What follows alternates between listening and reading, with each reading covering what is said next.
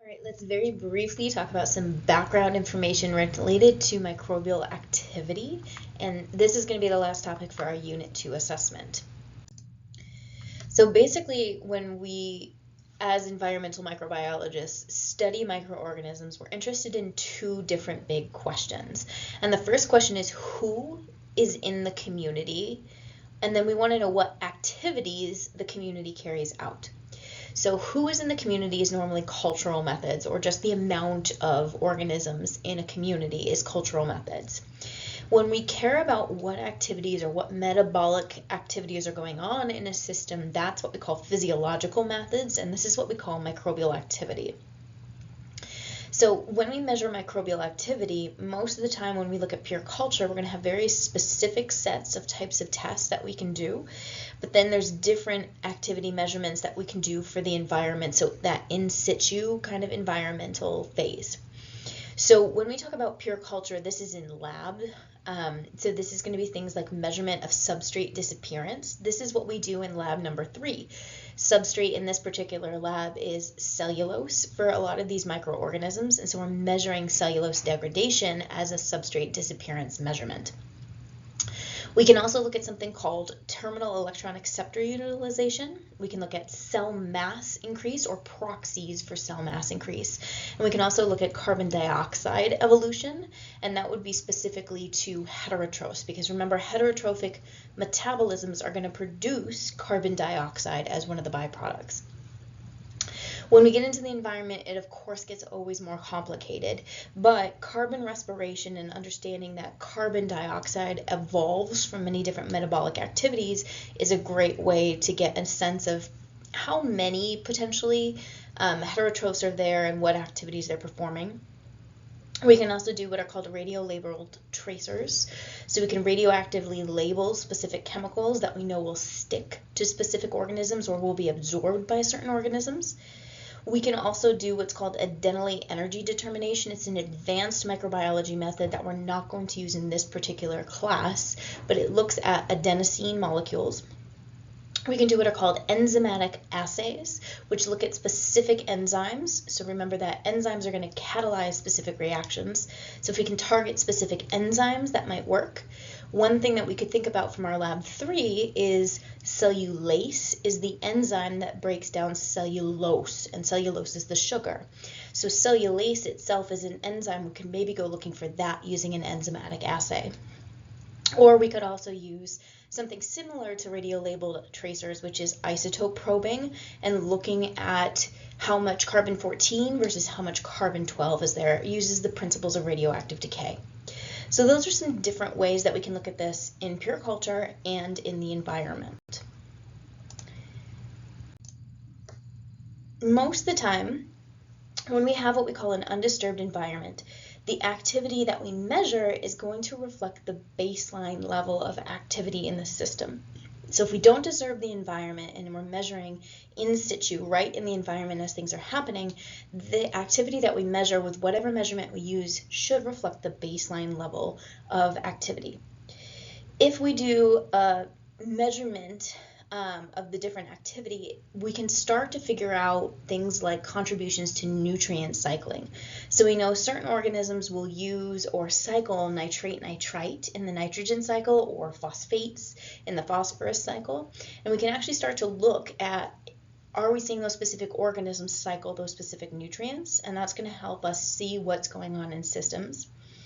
And then when we're in undisturbed environments, sometimes we have more information that's going to allow us to understand the transfer of energy between different trophic levels and a food chain. And that's something that starts to get really important. So microorganisms are normally at the bottom and they get eaten by bigger organisms, and that moves up through the food chain. And that transfer of energy sometimes is something that we can start to figure out based on microbial activity. But undisturbed environments are going to be very, very rare, right? When we look at things in lab, or we look at things specifically as environmental engineers, because we probably are dealing with an anthropogenic disturbance in the system. When we measure microbial activity, there's kind of some general overall things that we're looking for. Most of the time when we are measuring microbial activity as environmental engineers, we are trying to evaluate the response of a specific microbial community to a variety of stimuli or disturbances. So, for example, if we're talking about the soil environment, which we just finished covering, if we knew the baseline cellulotic activity, how much cellulose is being degraded, and then we added something that changed the microbial community, like maybe there was an oil spill or maybe there was some kind of an issue in the system, and then we remeasured that cellulotic activity, we could see the change in what happens in that soil. And so this is something that starts to become important when we're looking at siting our design. So if you think about putting a landfill in place, right? We don't want to disturb natural soils as much as possible. We want to try and keep what's there. And so if we start to look at the microbial components, we're going to want to make sure that we understand what the activity is going to look like both before and after a stimulus is applied. Microbial activity is also going to give us a general indication of the health of an environment, and it can be used to look at what is going to happen at that microbial community. So this is actually a good thing to test in labs sometimes if we can. So things like adding changes in moisture level are going to be huge for us as environmental engineers. If we think about agriculture and irrigation, if we think about biosolids applications to land, if we think about wastewater discharges that may influence land, that's all going to change the moisture content of soil in particular. And then having those things like anthropogenic variables. So contaminant smells are going to be a big one for us as environmental engineers, but then simple things like fertilizer applications or pesticides applications can also completely change a microbial activity in a specific area. So really what we're looking for when we use microbial activity as environmental engineers is we're looking at how does something change in response to a stimulus. So some impacts or some examples of how this is important to us is normally we look at land use patterns and how land use changes over time. And activity has actually been used in the past to evaluate soil quality and how soil quality has been impacted by farming, logging, mining. You've probably heard of acid mine drainage. Water with a very acidic content moving down through the soil, changing pH and what is changed in terms of ionic release and what components are there, that's going to change a microbial community. And so activity is one way that we can actually look at changes in land use patterns.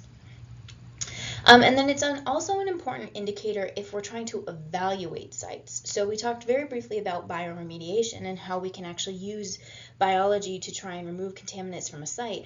We need to be able to monitor whether or not those contaminants are being removed for the site. And sometimes we do that based on how much microbial activity is actually going on in the system. And that can actually be used as a proxy to measure how fast our restoration of many of these sites are going.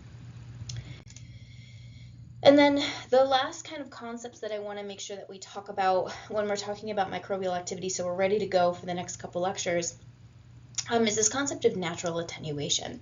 So natural attenuation is basically this process by which your indigenous microbial populations cycle chemicals in the system or degrade pollutants in a natural environment. So there's some capacity within natural environments, soil, air, water, to be able to degrade pollutants, and it's going to be biggest in water and soil and less so in air because air is very dispersed.